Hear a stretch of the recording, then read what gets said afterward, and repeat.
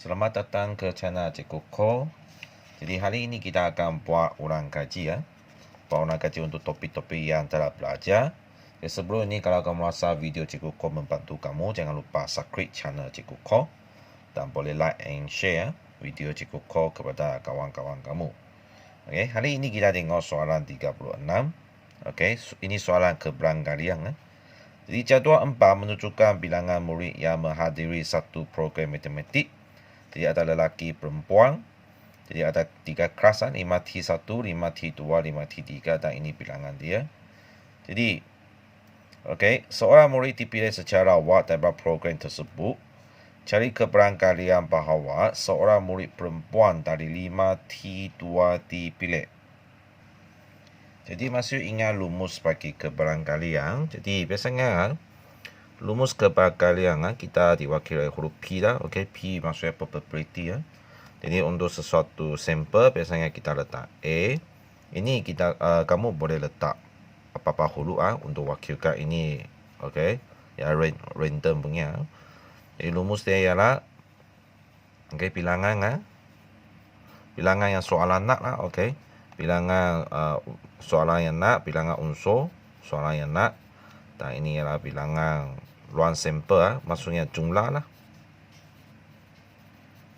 jumlah keseluruhannya biasanya kita letak jumlah. Okey,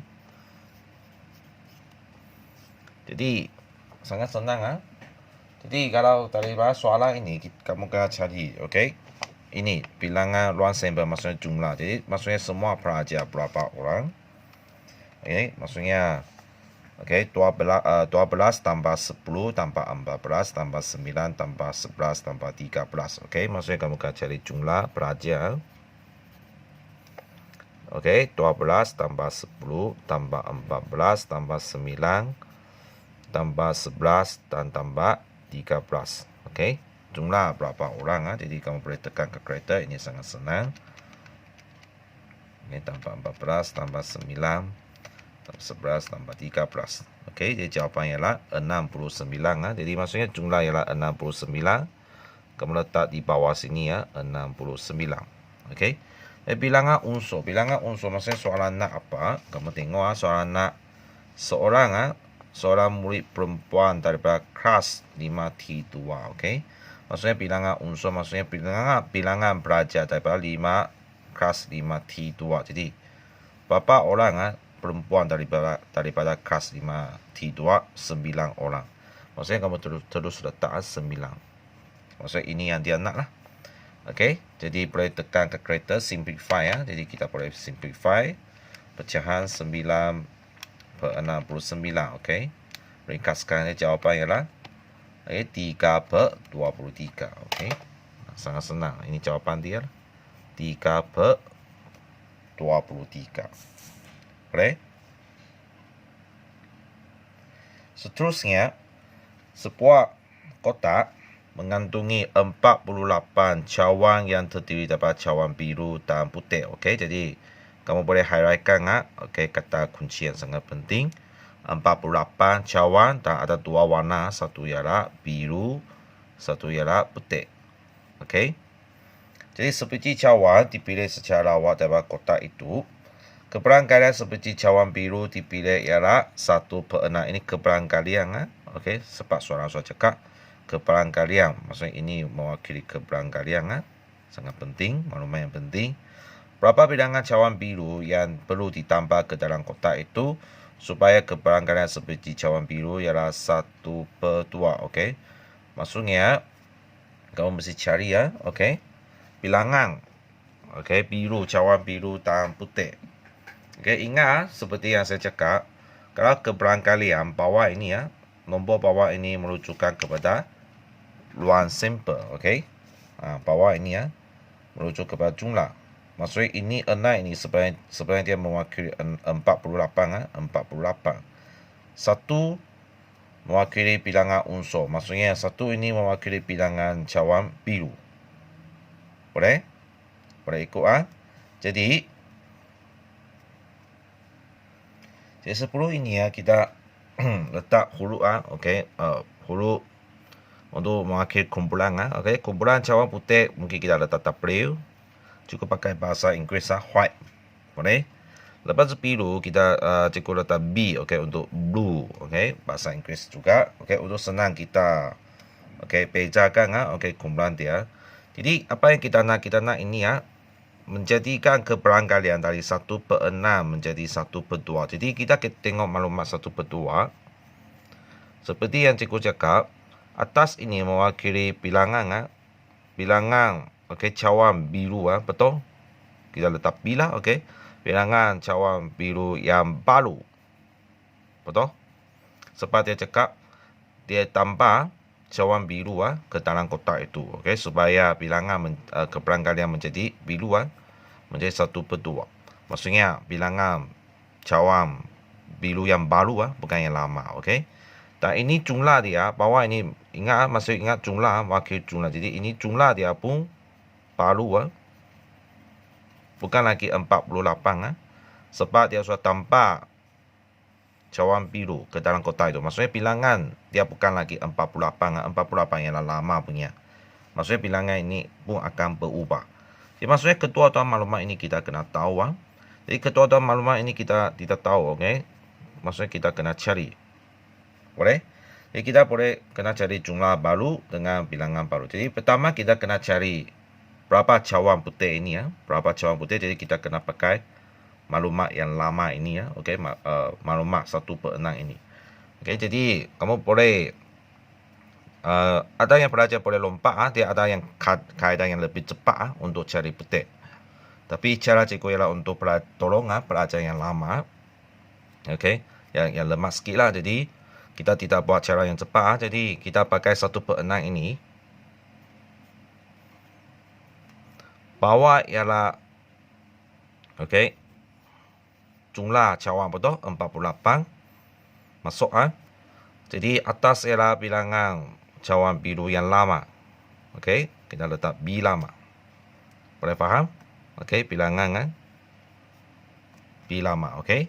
Jadi pecahan kamu boleh tarik silang masih ingat ini mendengar rendah punya.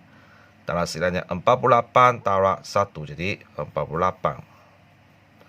Jadi 6 tarik kurungan bilangan B yang lama, bilangan cawan biru yang lama. Okey, jadi macam inilah. Jadi 6 tarik kurungan bilangan cawan biru yang lama. Jadi 6 ini boleh pindah ke sini menjadi bahagi. Jadi cikgu tulis sini bahagi 6.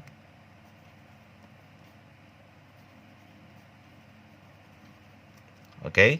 Jadi tekan kalkulator. Jadi 8 Okey, betul. Maksudnya bilangan. Okey, cawan biru yang lama ialah 8 bilangan Jadi kita tidak mahu maklumat ini kita nak putih. Okey, kenapa? Sebab nak tolong kita ini Sebab bilangan biru, cawan biru baru tidak tahu, tak ada maklumat. Lepas jumlah baru kamu pun tidak tahu. Sebab itu kita sangat memerlukan maklumat bilangan cawan putih ini. Jadi maksudnya, okey, cikgu buat di sini bilangan cawan putih cawan putih ini tidak ada lama dan baru sebab dia tidak bilangan dia tidak ada perubahan Jadi jumlah cawan 48 tolak bilangan biru punya yang tadi kamu cari berapa bilangan yang 40 betul? 40. Tapi selepas biru cawan biru yang ditambah putih tidak kacau maksudnya putih ini selepas masuk kekal bilangan yang sama iaitu 40. Okey. Sebab itu kita kena pakai maklumat ini untuk cari biru ini Jadi seterusnya kita pakai ini Okey, masih ingat keberangkalian paling tinggi berapa? Ingat keberangkalian bagi sesuatu kumpulan okey. Jadi jawapan dia paling kecil ialah kosong. Okey. Kosong maksudnya 100% tidak berlaku okey. 100% tidak berlaku sampai maksimum ialah berapa? 1. Okey, 1 maksudnya 100% boleh berlaku. Ini 0%, ini 100% boleh berlaku. Sebab itu biasanya kamu jumpa jawapan ialah pecahan. Okey, maksudnya jawapan ialah di antara 0 sampai 1 ah. Maksudnya maksimum ialah 1 ah jawapan. Tidak boleh kurang 0, tidak boleh lebih 1 ah. Jadi kenapa cikgu nak cakap ini? Sebab soalan cakap keberangkalian yang baru maksudnya selepas cawan biru yang masukkan ke dalam kotak itu, keberangkalian ialah 1/2. Jadi maksudnya kita boleh cari keberangkalian putih, betul? Keberangkalian putih ialah 1. Maksimum 1 tolak keberangkalian yang biru. Okey. Biru yang baru Okey, bilangan biru yang baru. Jadi kamu dapati bahawa jawapan ialah tekan kalkulator 1/2 juga. Okey. 1/2. Okey, maksudnya keberangkalian cawan putih pun 1/2. Jadi kita boleh pakai maklumat ini. Ingat ini 1/2 bukan ini yang biru ini yang putih, walaupun jawapan mereka sama. Okey, katakanlah soalan bagi tidak sama, jadi kamu jangan keliru 1/2 ini dengan 1/2 ini ya. Jadi 1/2 ini ialah untuk putih punya. Jadi kamu pakai 1/2 ini, kamu cari jumlah baru. Okey. Jumlah baru. Okey, putih ini berapa? Tadi kamu sudah cari 40. Ini ya. Masuk ke sini. Sebab itu bilangan putih tidak ubah sebelum selepas dia tidak perubahan. Jadi kita boleh pakai maklumat putih ini untuk cari jumlah yang baru. Taruh silang. Okey, taruh silang jadi jumlah baru taruh 1, jadi masih kekal. Jumlah yang baru kekal Jadi 2 taruh 40, kamu boleh tekan kalkulator 80. Okey. Maksudnya jumlah yang baru di sini 80. Okey. 80. Jadi dengan maklumat ini, jadi kamu boleh cari bilangan biru yang baru. Okey, bilangan biru yang baru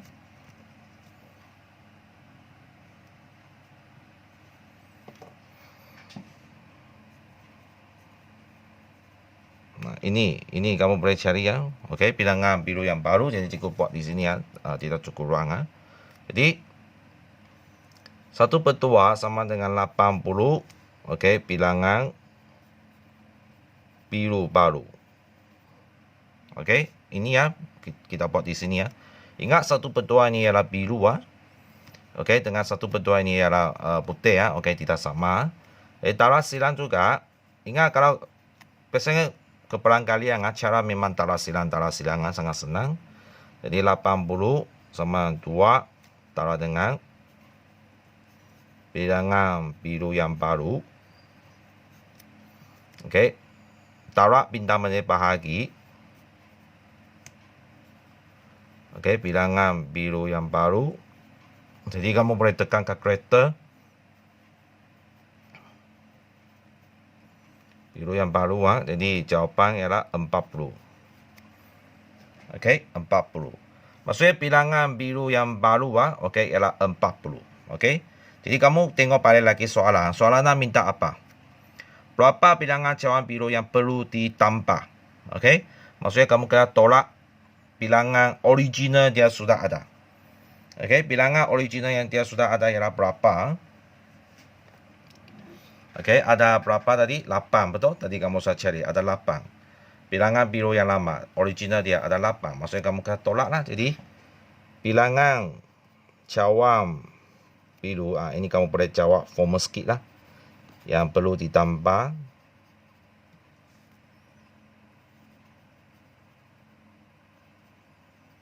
sama dengan 40. Ini yang bilangan jumlah bilangan yang lama punya. Tolak asalnya dia ada 8. Jadi kamu boleh tekan kalkulator 32. Okey, maksudnya 32 cawan biru kamu mesti masukkan ke dalam kotak itu supaya keberangkalian biru itu akan menjadi 1/2. Okey, kamu boleh semak sekarang ialah semak semak jumlah baru ialah berapa? Tadi kamu sudah cari jumlah baru ialah 80. Bilangan cawan biru yang baru ialah berapa? 40. Jadi kamu boleh tekan kalkulator 40. Okey. 80. Jadi jawapan ialah 1/2. Ada nampak? Maksudnya jawapan ialah 1/2. Jadi sama dengan soalan?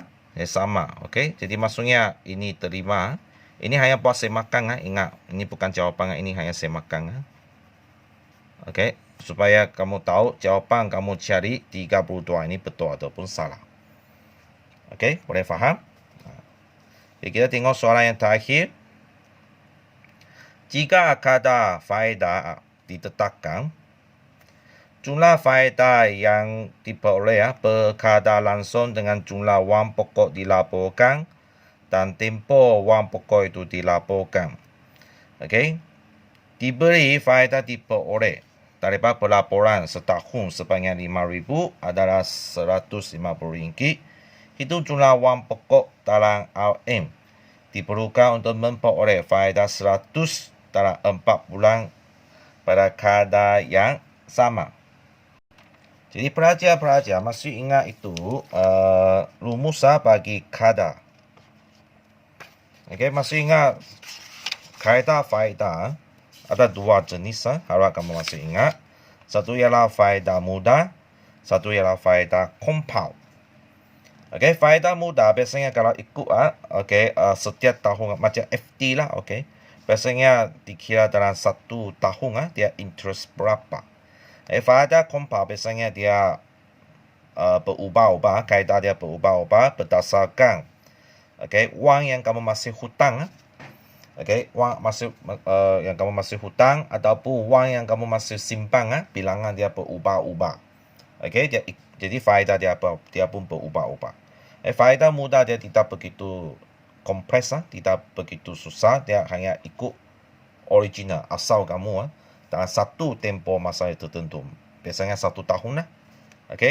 Jadi rumus bagi faedah mesti hafal, faedah mudah, rumus dengan faedah compound, rumus mesti hafal. Jadi kalau ikut soalan ini, sangat jelas dia ialah faedah mudah. Dia cakap jika kata faedah ditetapkan, dia so cakap ditetapkan. Jadi biasanya kalau ditetapkan dia merujuk kepada faedah mudah. Bukan compound. Sebab kalau compound dia memang berubah-ubah. Tidak ditetapkan. Jadi jumlah faedah diperoleh, berkadar langsung ini biasalah. Tak perlu tengok. Yang kita nak tengok ialah ini masa yang diberi setahun. Wang pokok yang disimpan ialah RM5,000. Wang pokok maksudnya prinsipal, maksudnya P di sini prinsipal. Faedah yang kamu boleh ambil ialah RM150. Faedah maksudnya interest. Maksudnya I sudah ada RM150. Ini maksudnya I interest. RM5,000 ini maksudnya kepada prinsipal. P I sudah ada, P sudah ada. Kadar faedah maksudnya yang dia nak kamu cari kadar faedah yang kamu masa sudah ada, T. Biasanya unit T di sini rujuk dalam masa 1 tahun ingat. Dalam 1 tahun. Jadi T sudah ada. Maksudnya kita nak cari ialah R. Jadi kita cari R. Jadi I sama dengan PRT, ikut rumus dia. Jadi I interest ialah 150. RM150.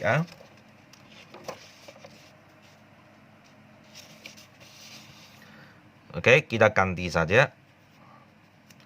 P ialah prinsipal RM5,000. Kurungan R ini yang kita nak cari. T masa setahun jadi 1. Bukan 12. Ingat T di sini dia unit ialah tahun bukan bulan. Ada yang pelajar letak 12 salah. Jadi ini boleh tarak jadi 150 menjadi 5,000 R. Boleh? Dan kita nak cari R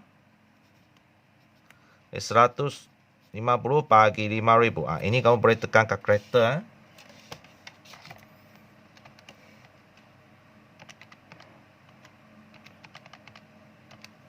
Jawapan ingat dalam perpuluhan 0.03. Maksudnya jawapan interest kamu 0.03 R ataupun 3%. Maksudnya interest faedah dia dalam setahun ialah 3%. Ataupun kita boleh terus pakai ini 0.03. Lebih senang sikit. Jadi tengok balik lagi soalan. Hitung jumlah wang pokok dalam RM diperlu untuk memperoleh faedah. Sekarang dia nak nak ambil faedah RM100, tapi bukan masa setahun, dia nak 4 bulan sahaja dengan kadar yang sama. Kadar faedah yang sama, maksudnya A ditetapkan. Masa 4 bulan T. Okey, faedah I di sini. Ada nampak maklumat? Jadi I sudah ada, A sudah ada, kadar yang sama, iaitu 0,03, T 4 bulan. Jadi apa yang kita nak cari ialah P. Ini P. Jadi masih pakai rumus yang sama. Sebab itu kamu kena tahu apakah maklumat yang sudah ada. Jadi apa yang kita kurang, yang kita nak cari ya. PRT. Jadi yang susah ialah T ya. Sebab tadi cikgu sudah cakap, T ialah ikut unit tahun, bukan bulan. Tapi masalahnya sini dia bagi bulan. Jadi macam mana kita nak tukar. Yang pertama kita tengok interest faedah 100. Prinsipal kita tidak tahu. Letak P. A sudah tahu 0,03. Ikut ini ya.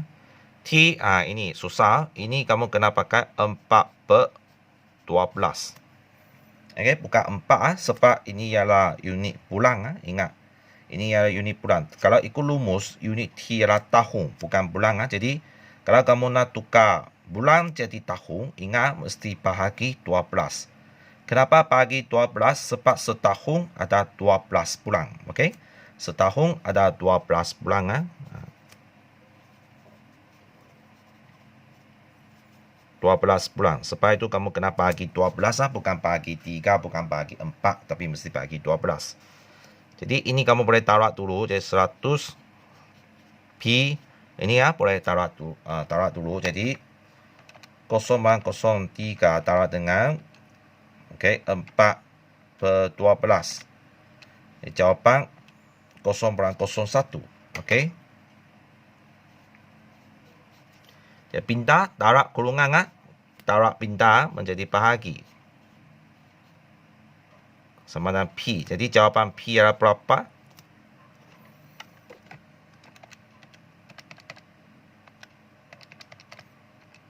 Okey, 10,000. Ada nampak?